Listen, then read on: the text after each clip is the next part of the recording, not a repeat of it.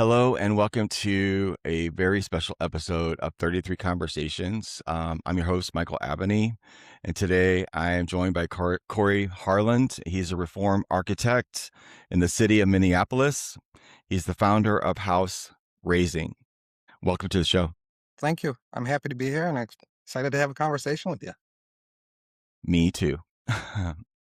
Corey, what struck me immediately about you when we met a couple of days ago is that you're not waiting for the world to calm down before you lead. You're leading because it's breaking.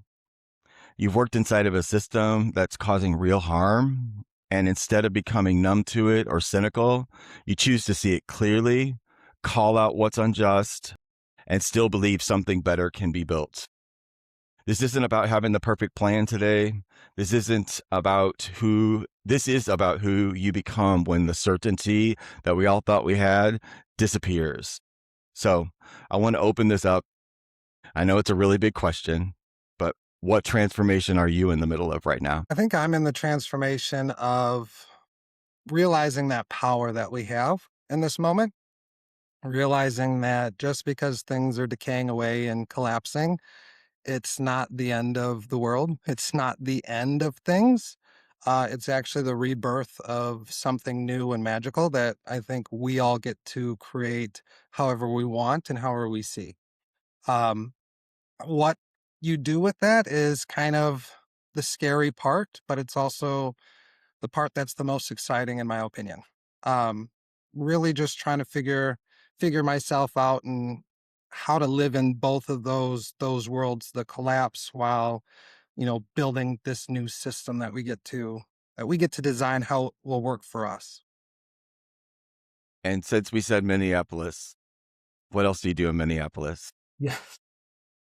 So my day job, I work for the city of Minneapolis, specifically in police oversight. So the Office of Police Conduct and Review, that office is housed within civil rights, and we take in all the complaints from civilians. They don't have to live in Minneapolis. They can be visitors. They can be people from across the country or the world who sees MPD on the news and has a complaint saying, we believe an officer did something wrong to us or acted out in the wrong way. They file a complaint with us, and then we investigate. I'm the supervisor for the intake part. So everything that comes into our office, I'm the one that manages, I'm the one that sees. So not just the complaints, but the inquiries, the people who have questions, the people who just want to voice anger, that just want to voice themselves, however that might look. And I just manage a team of about 4 people to process everything and get it where it needs to go in the rest of OPCR. So, especially with what's going on currently, definitely seeing an increase of people reaching out with frustrations. I think the most common theme is pain, is what we're seeing. So it's pain in our local law enforcement of not understanding why they're not helping, taking the assumption that our local law enforcement is helping ICE. Frustrations why ICE is being stopped and not being allowed to do the work that they're supposedly allowed to do. So we get it all. And it's really heavy on the work that I do and on my team. Again, since we're the ones that see 100% of everything that comes in, it takes a toll, but it's something that we're managing to do and something that I think provides great insight into where the whole country is at. It's not just one side that keeps coming to us. It's every side that shows where they're at and where their frustrations are. And I view that as a great gift to be able to see where people are at, even if it is they're all frustrated. You still get to see the volume of frustration and how much frustrations in each bucket. And I think, understanding that is the power of where you can determine what you want to do and how to manage and how to handle that kind of stuff. So you have a very interesting perspective of, first of all, how are you staying the observer? How are you staying clear? I know when we talked, we wanted a very different podcast just a couple of days ago, and it was okay just to release and have that real conversation with you. And I realized that's not going at the end of the day. Um, I really am my commitment and your commitment, I know, is to make a difference, not add to the noise. There's plenty of that, but provide clarity and by stepping back just a little bit and allowing what you just said to like I'm interested to hear what those frustrations, what you're experiencing from those frustrations, and give us insight where give us the clarity in the noise that we're all feeling because we just feel the noise. Yes, absolutely. And I think that's the most important thing is to acknowledge how noisy everything is. The things that I do to really step back and be that observer is quite literally step back in everything that I'm doing. So at the end of the day, when I'm done in between, so I do my day job and then I take a break before I do any work for my nonprofit. And in that break is when I take a step back from the world, basically. Really take time for myself and just declutter the garbage that I pick up from the day job by just meditating, doing fun things that I like to do, or just not doing anything. But that time, however I determine to use it, is for me and for me to just recharge and express whatever it is that I'm feeling, however I want to express it in that moment. Um, and then it's coming back and really taking a look at what did I learn today? I try to observe everything in the sense of what can I learn? So even the horrific things that have taken place, what can I learn from this? What valuable lesson is being taught to me because of what happened to Renee Good or Alex Preddy or the 5-year-old little boy who's taken, or the people who are taken from their homes that we don't even hear about? What lesson can I learn from that? And then I pair that with all the conversations that I have, or, like I said, the complaints that come in, and really get this larger perspective. And then when it comes to oversight of the police, we investigate general complaints that have nothing to do with law enforcement actions too. So it's also just getting an understanding of what's happening there, because we have to review their body worn cameras and their squad cameras. So we have the firsthand lens of what officers are seeing and going through and what they're expressing. It's the greatest gift to hear them when they're being observed through their body worn cameras. So I'm really taking all that in, and really taking the moment to know, what am I hearing? What are the common things that I'm seeing and that are being relayed to me? And then I start categorizing everything. I like to categorize, because once I categorize, I have a better way of action and understanding of what opportunities there are for me to take. Um, so just really taking that time in between both of my jobs to understand what the world gave me as a learning opportunity, and how I can take the frustration and uh, hurt that I'm hearing and seeing, and find the solutions within that. So a lot of people might say, we're at a level, between 1 and 5. 5 is we're doing absolutely amazing. 1 is, we can't even get out of bed. I'm hearing a lot of people saying we're between 1 and 3. Okay, what does that look like? And when people explain, we're hurt, we're scared, we're frustrated. Okay, those are 3 key things. Those are 3 easy things to start targeting. How can I give space to learn more? And maybe that's all I need to do, is to give space. And by giving space, allowing people to come in and share their story, that's where I get to hear more, and I get to observe more, and I get to understand more, and I get to see how the lesson starts to unfold for me, and how I can then meet the lesson, how I can then support the people, how I can then provide guidance and really lead however is needed in that moment with those people or this group of people, or how to communicate out to the world. So I really try to just declutter myself first, and then learn from everything that I've been hearing and seeing in the work that I do. Can you give us some threads about your observations? Not necessarily about what people are saying to you, but like without saying what they're saying to you, but like give us, I'm just dying to know what those threads are. What are you hearing from both sides? I believe that there's a string between both of us that we can see once the noise is gone and the signal returns, that unites us. Not necessarily that we've um I believe people can be united and not agree. Like it's possible. Um, in fact, it's necessary. But we've been taught, or whatever is out there trying to cause all of this noise. It's for a specific reason. They want to separate it, and I want to use my light and my voice to not dive into it like you are. But what is that you're observing? You have such a unique perspective that the world needs to hear right now. I think you said it. It's separation. That's the biggest string amongst all sides, amongst the officers, amongst the civilians who are filing complaints saying the police aren't here to protect us, the civilians who are filing complaints saying, why isn't ICE allowed to do what they're supposed to do? Coworkers, people who aren't filing complaints, the common thread is everybody feels isolated and they only have their own perspective. And I think it's a cry for, why isn't somebody hearing us from our perspective on what we're facing?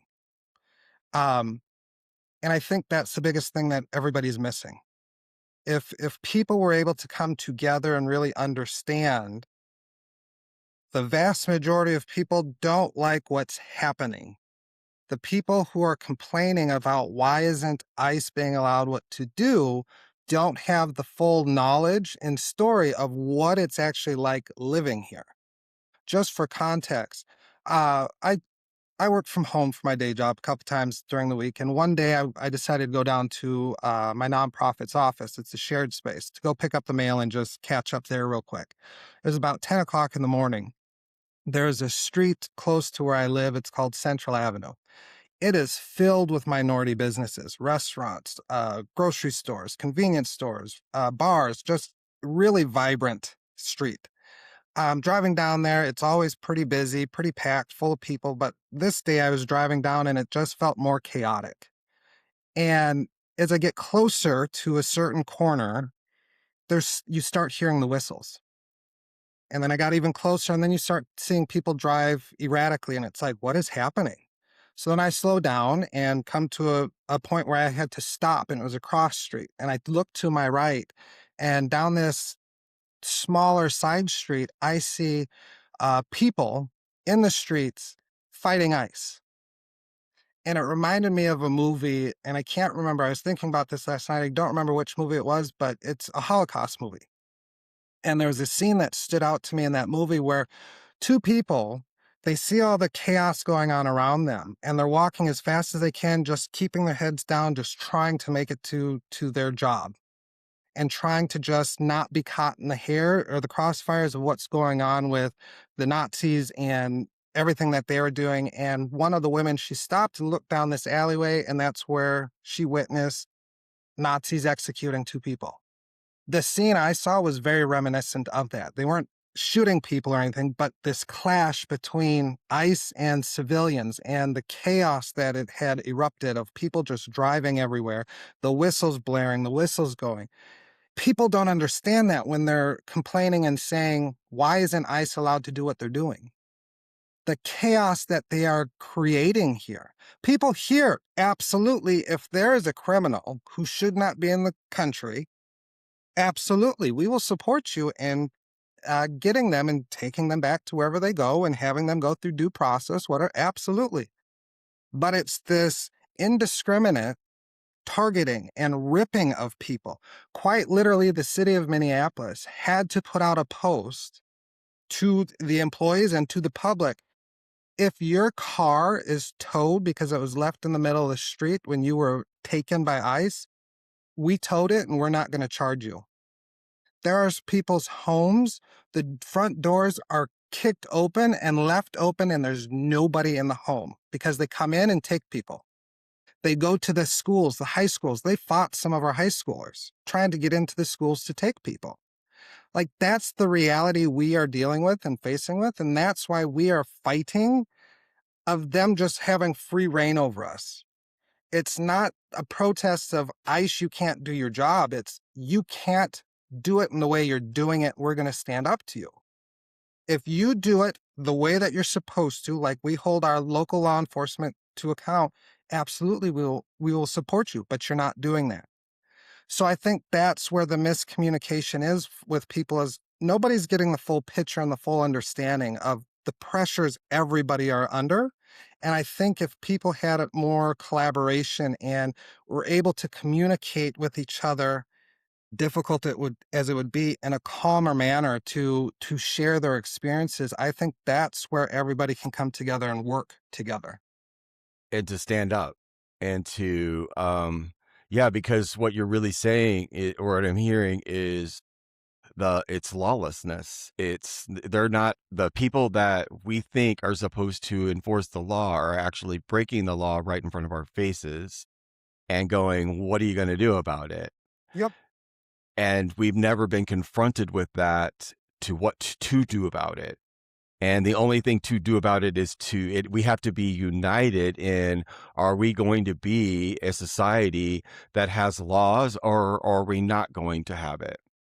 And it's one that terror tore in our country many years ago about, when one person's not held accountable, there is no accountability. And this is just, it's just continuing, but they're using, I feel that separation. I believe what you're saying is right. No matter how difficult it is to gather people together, to start allowing these connections to happen. I mean, I know it from somebody that has my background of communication and relationship building. I know what that's like.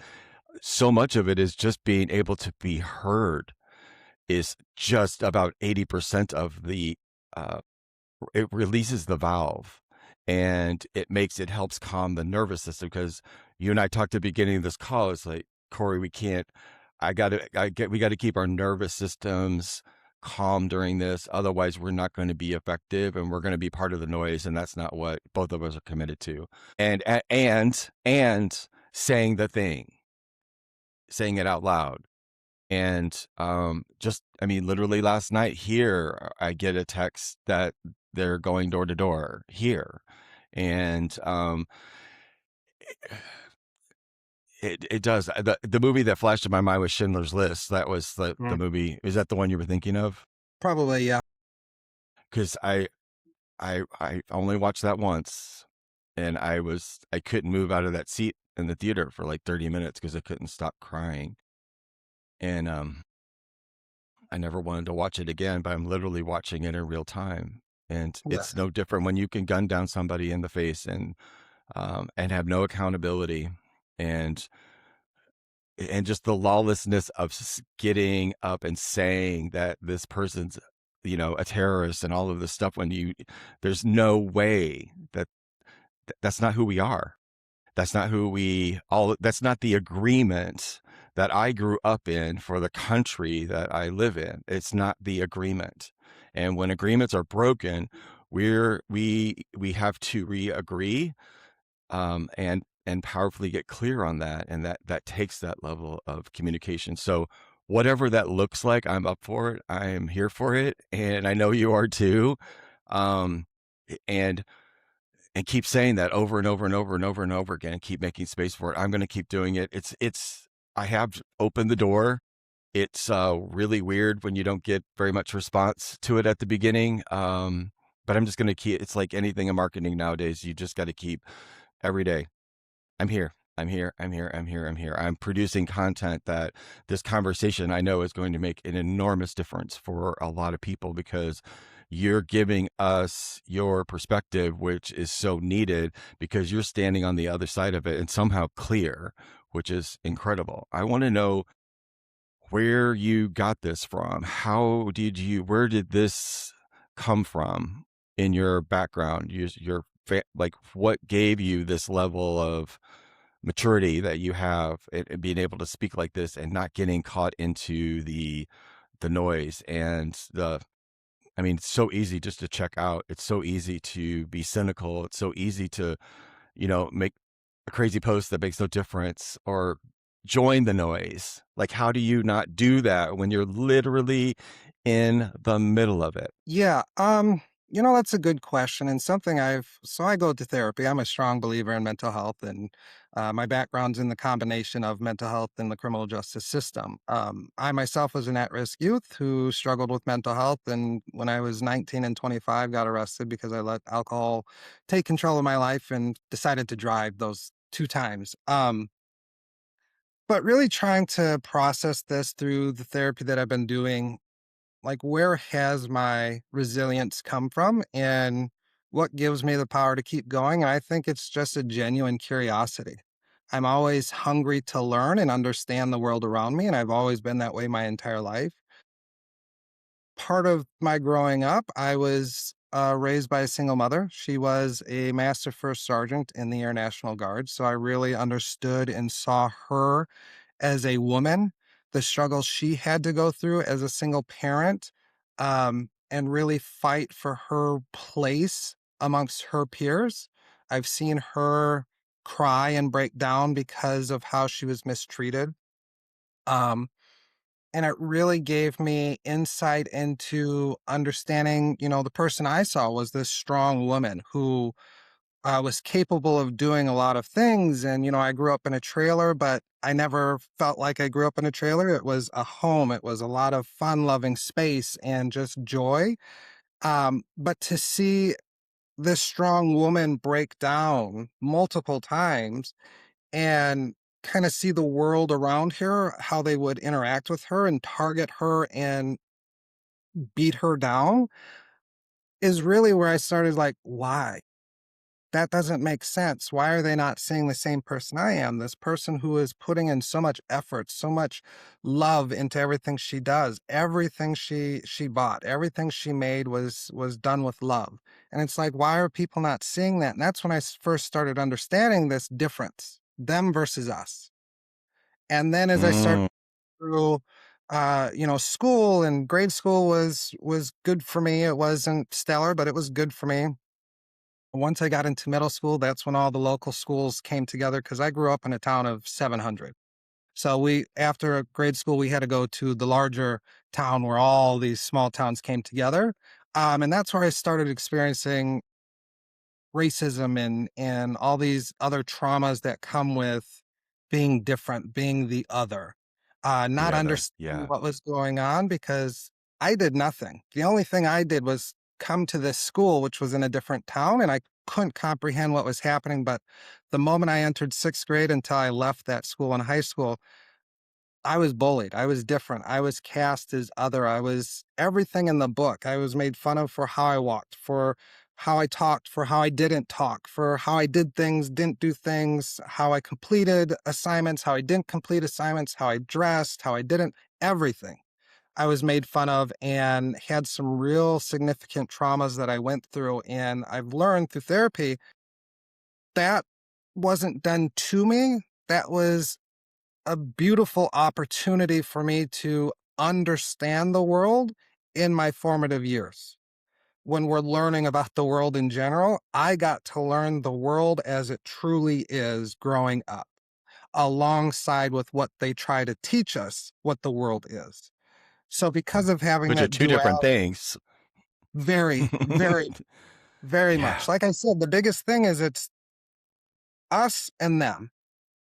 And if you're the us, that means you're the ones in power. You're the ones that dictate how people should be, how people should act, what they should wear, what they should look like, all that kind of stuff. And that always rubbed me the wrong way because, again, it never made sense. Why is there an us and them? Like, none of that makes sense. So I always silently was questioning why. And that's, I think, where I learned to just always be an observer. Part of it was to ensure my own safety, that I wouldn't be harmed. Because, growing up, I can remember somebody shooting at me and the bullet whizzing through my head. Have no clue who it was, have no clue why they shot at me. I can remember another time somebody coming out of a bar drunk, got in his truck, slammed on the brakes, pulled out a gun and pointed at me and my friends. We were just sitting on the steps of the church. Like, we didn't do nothing. So there's these moments where it's just like this really traumatic thing happened for no reason. But I've learned now as an adult through therapy, like, these are opportunities to really see the world, really understand what that being different meant, and the risks that it meant. Um, so I really learned how to engage in, meditation and really checking in with myself. Growing up, the thing that I combated all that with was I was outside all the time. So just being out in nature. My grandparents had 120 acres of farmland, and 80 acres of that was woods. I'd be in the woods all the time, just me and the farm dogs. So I learned how to balance the trauma with nature and healing, so I could come back every day and, okay, here we go. Here's another day. Didn't mean it made it perfect or completely easy, but it made it more bearable growing up. But there's also this sense of immense isolation, and that's something else I had to learn and understand. And again, which drew me in to understand what was going on with me and why did I feel so isolated, and who could I talk to, who couldn't I talk to. And in doing that, again, you had to observe, you had to understand the mannerisms of people, and does it match the words that they're saying. So I really started unintentionally observing people's behavior, and is your behavior matching what you're saying. And then once I got into college, it was, how can I be the person I would have needed growing up? So Yeah. that's what drove me into the work that I'm doing of working with at-risk youth. And in that combination of the mental health world and the criminal justice world is, I have family who are law enforcement. I have family, like I said, my mom, aunts, uncles, cousins who are all in the military. Like, I value law enforcement and military. Like, I see the purpose and I understand firsthand the sacrifice that that is. I support it. I was just trying to rebel and say, I don't want to go down their footsteps, but I still want to be connected some way. So let me do this criminal justice thing and figure out where I can go within it. I didn't want to be a cop again. So I said, okay, ended up doing diversion work, ended up doing treatment court work, deferred plea agreement work, and then creating my nonprofit that works with at risk youth in the legal system. Um, but yeah, it was just all of that stuff of learning who I was and trying to understand the world around me that drew me in, that forced me to be an observer. And because I was always asking the question why, my mom says that was uh, the one thing that I annoyed her the most, is I asked why for absolutely everything. And I understand as an adult now why I did that is because I was learning. I was learning the reality of the world I was living in, and not just the one that was being taught to me. So I Yeah. really took the time to observe and figure out and, really try to navigate. You really, I know you don't know maybe what you just provided a context for this entire, what we're going through this is an opportunity to see clearly who we are so that we Yes. can make a choice to become who we're going to become, not based off of us, them, but us. And, wow, that gives that, I feel that like, and you also like, you're a mirror of exactly how I grew up, from religion to, I grew up on a farm too. 80 acres is what we had. Played around in the woods, loved it. And there were so many things that I didn't understand. And to this day, I am like, I was taught this was this way, and it's really not. Um, yeah. But instead of being mad about that, um, or I'm able to process it now, and you're helping me process what I didn't understand about this being an opportunity. That shifts everything. It also gives the doorway to open up to have these meetings, conversations, whatever that forum looks like. At the end of the day, it's us getting together and talking and sharing what we're experiencing so that we can see it for what it is. Like, that's the context. That's the context. And context is decisive. Mm. And that's what's missing, because when you get the context, that creates that dissolves on the uncertainty, or makes the uncertainty in alignment with what we're doing, and it no longer becomes fear. Because when fear is there in the separation, the us them, our mind makes up really shitty stories about what the information is. And you're sitting here sharing with me your perspective, and you're unwiring so many things that I have been floating around about what's going to happen here. It was, and everybody's doing the best job that they can. I totally get that. There's nothing wrong. I see clearly about the energy of non-reaction. Um, what you resist persists is not just a little refrigerator magnet. It's like real. Like, but at the same time, I understand where people are. I want to get people where they're at.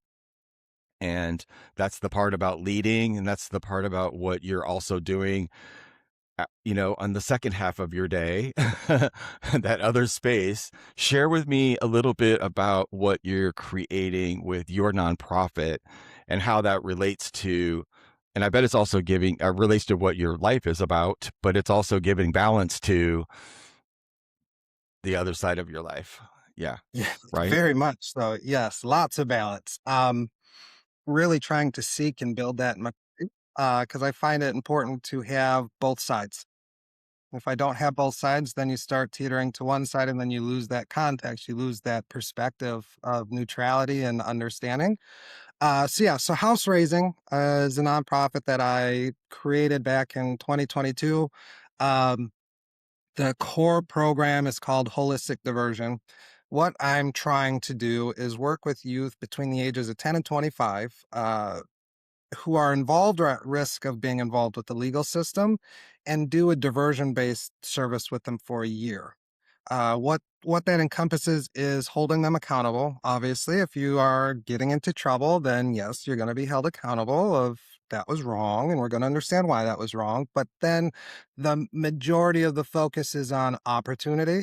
So, okay, yep, you did some wrong things or you're doing some wrong things, but what are some better things for you? What are some experiences that you could undertake and explore to discover yourself and really live a better life, one that you're more proud of and one that's not designed based out of fear and hurt? Um, we provide monthly curriculum. I'm in the middle of revamping it a little bit, so I don't remember entirely which each month is, but like one month is conflict resolution, relationship management, money management. Um, I think we have the newest one I did was business management. So just understanding your core basic life principles of how do we navigate these, but each month slowly ties into each other. So you understand like conflict resolution, you're going to find that in work or in a business. You're going to find that in relationships, which is why then we talk about relationship management. So each monthly theme is supposed to tie into each other and give this bigger overall picture for a youth to understand and like starting to engage the world. But it's also really for them to explore their own curiosity and their own questions. I know one month we had it was around internet safety and how to appropriately engage on the internet. And the youth loved it. They just asked tons of questions. We brought in somebody from the community whose background was in IT and provided the context and how to be safe and what's not safe and this relationship that they were starting to build to better understand the world around them. It wasn't me doing it. I just created the space for them to meet and for them to have that connection and to build whatever that relationship was going to look like for them.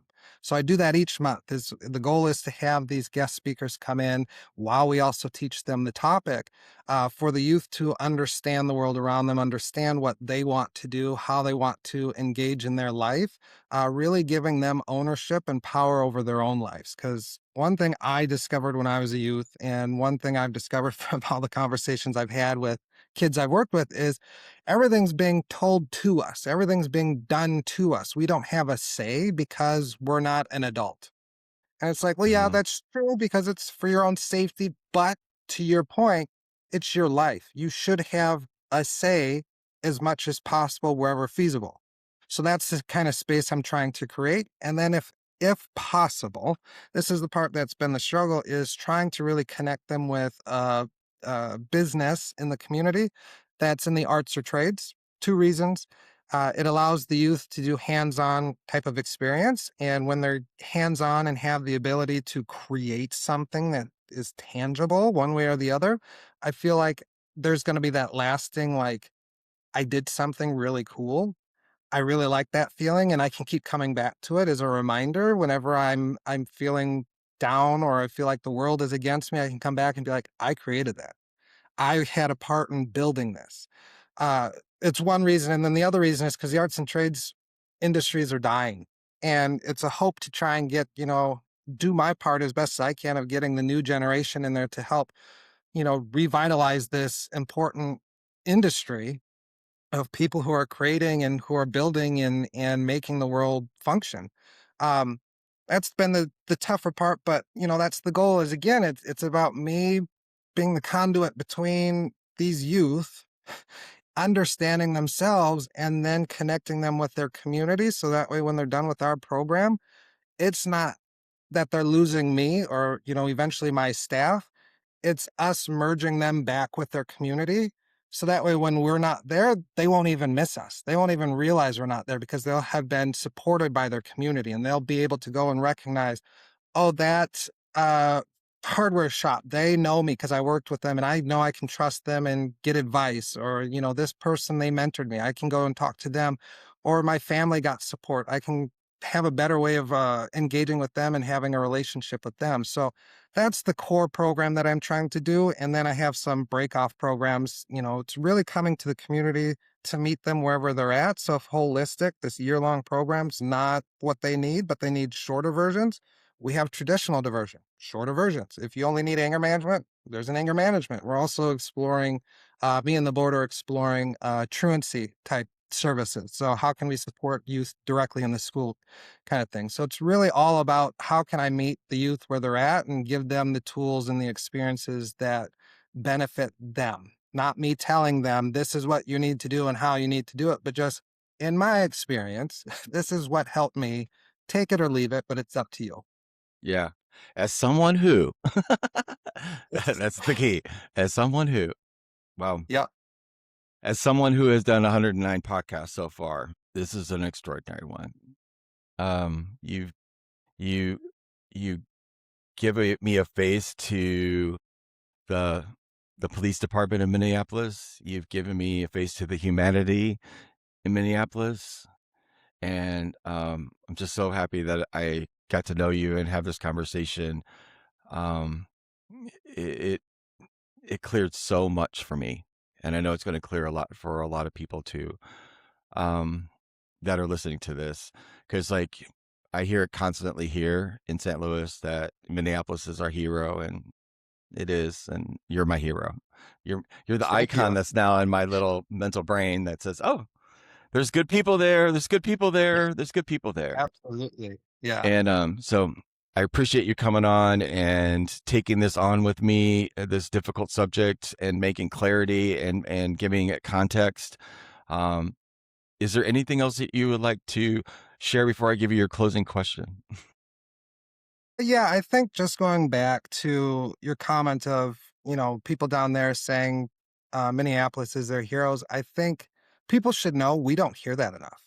So again, about this connectedness, we feel very isolated up here because we're on the front lines, if you'll say, and really trying to navigate the relationships amongst ourselves. Like I said, our MPD is struggling because they're in the middle of both sides and getting yelled at both sides. We're feeling victimized and why aren't the police helping us and which community member are they going to take? So to hear and understand that the rest of the country and other people are supporting us and looking up to us in that sense, I think goes a long way and starts removing that us versus them. It's us I'm standing up for mm, everybody. So I can fix that shit. Yeah, you're gonna hear it. Are you on awesome. Facebook at all? Are you on Facebook at all? Yeah. Yeah. Okay, okay. You give me your link. I'm going to make sure that people tell you exactly what that is, because I hear it constantly, and I know our entire country knows that for some reason why certain people chose Minneapolis. I have no idea, but you know what I have heard, besides the hero, is that it's a beautiful city. People that have went there, it's like it's also quintessential Midwest. I'm in the Midwest. We're still misunderstood about who we are and what we're up for and what we're capable of. Yep. And you're demonstrating, so that's why it resonates so strongly here. And I know it does across the country because I talk to people across the country and actually the world every single day. So it's the thing that always comes up in every single conversation for the past month that I've had with founders um is this, because nobody knows how. None of us know. None of us have the answer, but each of us has a piece of the answer. And when we connect and start putting that puzzle together, there is no stopping. Well, there isn't any stopping now, because a line has been crossed that we actually do see people. And saying it out loud today, yeah, we see you. And yeah, my background taught me how to deal with narcissistic energy. And when it's seen, it throws a huge hissy fit. and but it has no power. It has zero power except for fear and division. That's it. That's all they got. And but when it's seen, it dissolves just like the Wicked Witch, like just like that. That's what being Yeah. seen dissolves. It it like right it ups the level of humanity, and it destroys everything else that's not that. And out of this and out of us, thank God you grew up the way you grew up. Thank God I grew up the way I grew up, because I would be able to handle it right now. But I was made for this. You're made for this. And it's awesome to connect. And it's just the beginning. Just the beginning. Absolutely. Um, Absolutely. yeah. Here's my closing question for you. So, for a person listening who feels the world collapsing beneath them, because it's happening personally too for all of us. What do you want them to trust about themselves right now? This is a great question. To trust in yourself, in the fact you don't need to know. You don't need to know how to respond. You don't need to know how to support. You don't need to know anything. All you need to know is we're all in this together. We're all here together, and we all need to be supporting each other. The ground is collapsing. I, with my background, I embrace change and I find celebration in it. Um, for a quick example, we had a resiliency trainer come into our job and asked everybody how they were doing. And like I said, everybody said 1 to 3. I said I'm a 4, and I'm holding the energy of excitement. The collapse is exciting. I think the best thing I ever heard, and maybe this will help people understand the context, but this is a rebirth of our country. And the birthing process is never fun or pleasant or whatever, even for the guys standing holding, or the partners holding the wife's hand or the girlfriend's hand, like they're squeezing your hand, the pain, it's not pleasant, but it brings such amazing opportunity and transformation. And you don't know in that moment of birth what's going to happen, but you trust in yourselves, you trust in the support that you are building around you, that it's going to come out okay. And as every parent I've ever heard, they said once that child came out, it fundamentally, cellularly changed them to this is why I'm here. Yes. I just had a part of my awakening, is that I've been a healer my whole life. Like 96, I became a process of becoming a Reiki master and energy, and just something I've always hid about myself. And I pulled that shit out of the closet a couple of weeks ago, and I'm like, I'm ready. I'm like ready to use this, because I opened myself up to connecting people in the community. And what I realized was it was this moment after the moment that I was like, oh, that's just, we can move that gets shipped out. And it's like, I can, I can help people with that.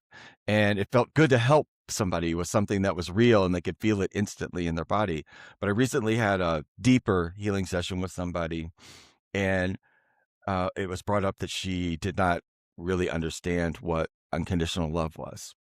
And it popped in my head about birth. And I always ask that the universe helps me channel and say what I need to know in the moment that makes the difference. And instantly popped in my head. I said, you have a son. I said, you do know what unconditional love. It was the first second that you held him. That's what unconditional love was. And she goes, oh, you're right. So we're all about to cut the fucking cord and experience unconditional love. Yeah. But to your point, Michael, can I also just point out to you and to people who are listening, you said an important thing. I think what people can do.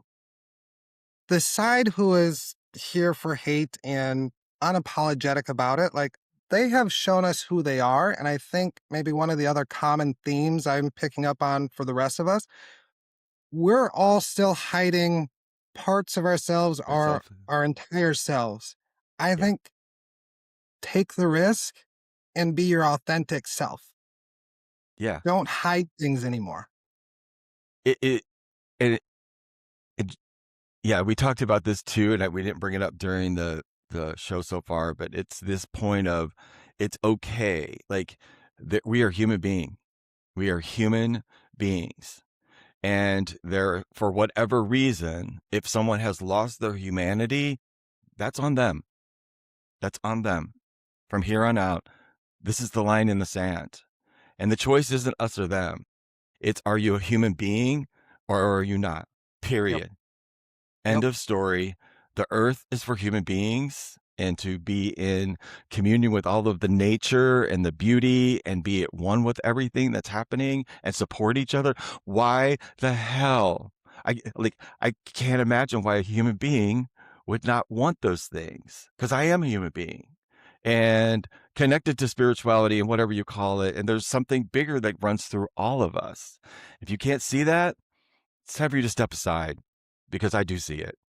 And I see you and you're a human being. And human beings recognize each other. We also recognize people that are not currently accepting that. And that's okay. It's a free will world, realm, whatever you want to call it. But step aside because Yep. your way doesn't work. And we're clear on that now. And Yep. I'm here for a world. People make fun of me for saying it, but I believe that we are capable of creating a world that works for everybody. I believe that's why we're here. Absolutely. And it's not a Absolutely. utopian thing. It's not utopia. It's not some pie in the sky shit. It's real. There is no reason why we cannot figure out how to create a world that works for everybody. Yep. Period. Yep. And if you don't want that, you're not a human being.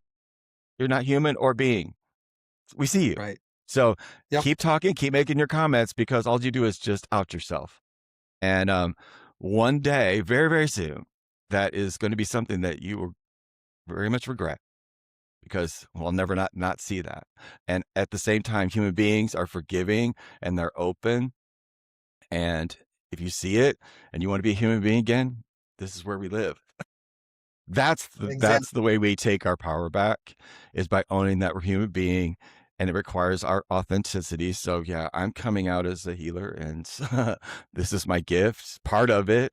I'm Yeah. multifaceted, so are you. And Exactly. our trauma that we all lived, and so many people grow up in trauma.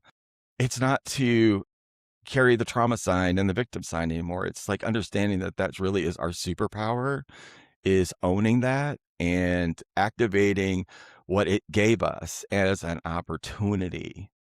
And that's the real this is seriously one of the best conversations I've had on the podcast. So thank you. Awesome. Well, thank you. I appreciated it so much. Yeah. Thank you for being courageous over being comfortable. I really, really appreciate it. 33 conversations exist for people who are willing to lead in the middle when it's messy. Birth is messy, absolutely, without a script, no hiding and pretending that it's easy because it's not. But it does get easier when we stop resisting what we've been holding back. And your work shows what's possible when we stop waiting for permission. And thank you for showing up. Thank you for being here. And this is just the beginning. This is just the beginning. But yeah, stand back and we're going to let you know how much we appreciate you. Awesome. I appreciate that. Thank you so much. You're welcome. All right. You guys go out and have an amazing conversation with somebody that you've never met. It's now never been more important to do that. Step out of your comfort zone. If you have another one, keep going. It gets easier. And pretty soon we're having more conversations with more people that are human being and want to be human being. right here, right now. We will see you on the next one. Bye, guys.